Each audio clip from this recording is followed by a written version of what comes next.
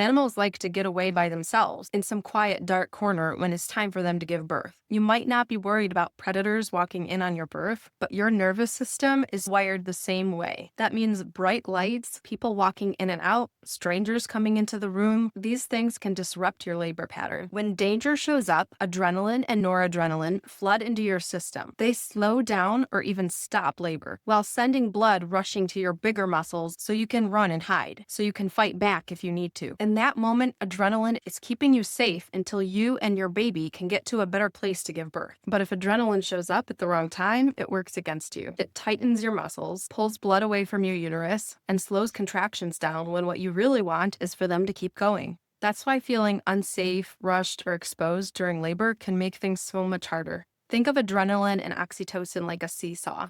When adrenaline shoots up on the other side, oxytocin drops. Most modern births, you don't actually need to fight or run. What you need is for oxytocin and endorphins to flow freely. Oxytocin is your love and labor hormone. It loves quiet, calm, safe spaces. That's why midwives say things like, what got the baby in gets the baby out. Privacy, safety, love, touch, intimacy. These are the conditions that keep adrenaline low and let oxytocin work its magic. So what can you actually do about this? Well, first, you can shape your environment so that your body reads it as safe. Keep voices low, whispers even. Limit how many people are in the room with you. Bring scents, music, familiar things that feel inviting for you. And stay close to the people who make you feel completely loved and secure. Creating a cozy and even romantic environment sends signals to your brain that say it's safe now. And your hormones respond beautifully to that. But here's what's even more important: the environment within you.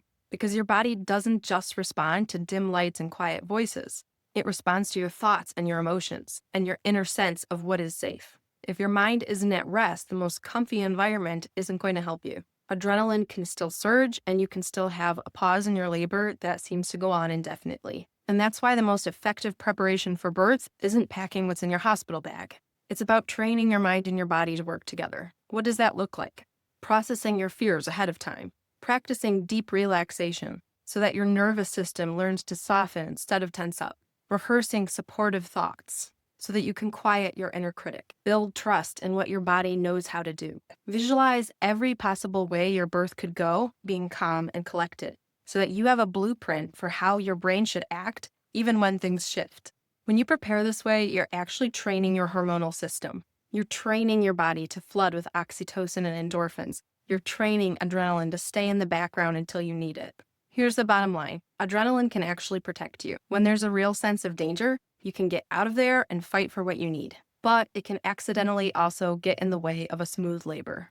That's why whole self preparation is so important. It's about becoming that safe space that your brain and body need, so you can walk into labor already calm and confident and ready for the beautiful work of birth. I'd love for you to subscribe so you don't miss future videos, and check out the links below for more resources. Thanks for watching.